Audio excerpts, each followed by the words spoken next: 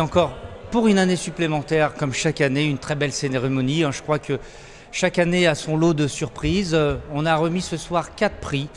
Le premier prix qui était pour moi un prix vraiment très intéressant parce que sur le plan personnel, j'ai été très ému. C'était le prix, le livre du siècle de boxe qu'on a remis à la famille d'Élie Robert-Nicou qui nous a quittés trop rapidement malheureusement il y a quelques années et qui avait fait un très joli livre qui s'appelle Scène de boxe ou qui raconte sa passion pour la boxe et le fait que son père, qui était boxeur, l'avait empêché pendant toute sa vie, sa jeunesse, d'entrer dans une salle de boxe et il a dû attendre que son père décède pour, à son tour, rentrer dans une salle de boxe. Et c'était effectivement un hommage à Élie et à la qualité littéraire de l'ensemble de ses productions.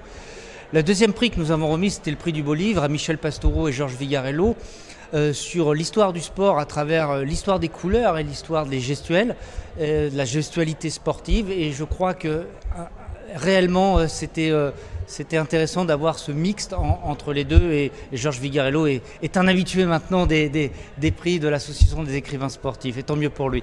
On avait un troisième prix qui était sur le prix du document et du patrimoine sportif remis à Muriel Magellan sur l'éloge du tennis et qui est à la fois un voyage intimiste sur son parcours et sa passion pour le tennis mais également un livre très littéraire et féru de détails et de culture tennistique. Et véritablement un très beau livre aux éditions Rivage. Et puis pour terminer, on a remis le Grand Prix Sport et Littérature à Laurent Sagalovic pour son livre Joue-la comme Godard. Alors, évidemment, un petit clin d'œil à Joue-la comme Beckham, ce film sur le football britannique, mais qui n'a rien à voir puisque c'était un projet de Jean-Luc Godard qui souhaitait suivre le tournoi de Roland-Garros en partant de n'importe quel joueur et ensuite de suivre progressivement le vainqueur de ce joueur qui était dans les tours préliminaires et puis progressivement le vainqueur du tour suivant jusqu'à la finale.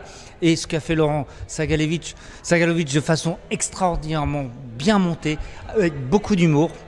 Il faut quand même le dire, un humour, une sorte de mélancolie joyeuse, avait dit son éditeur, et je crois que c'est tout à fait cela. Une année très graphique, une année très colorée, c'est vrai qu'on peut le dire. La couleur ocre de 2 livres, ça c'est vrai. La couleur de l'ouvrage de Michel Pastoureau et Georges Vigarello, qui évidemment était un travail sur la couleur. Le côté sombre peut-être aussi de la boxe, parce que, rappelons, Élie Robert-Nicou adorait la boxe pour le côté sympathique des boxeurs, en tout cas, de l'engagement qu'ils y mettaient, mais aussi le côté sombre, parce que derrière, c'est des vies, c'est des tranches de vie, c'est des drames qui se jouent, et c'est aussi ce côté sombre qui était là. Donc, en plus, on est au Racing Club de France, couleur ciel est blanc, c'est vrai, et puis l'Association des écrivains sportifs, qui, derrière son côté sombre, en fait, est une association très lumineuse et qui ne pense qu'à rayonner tout au long de l'année, et on l'espère pour les années à venir.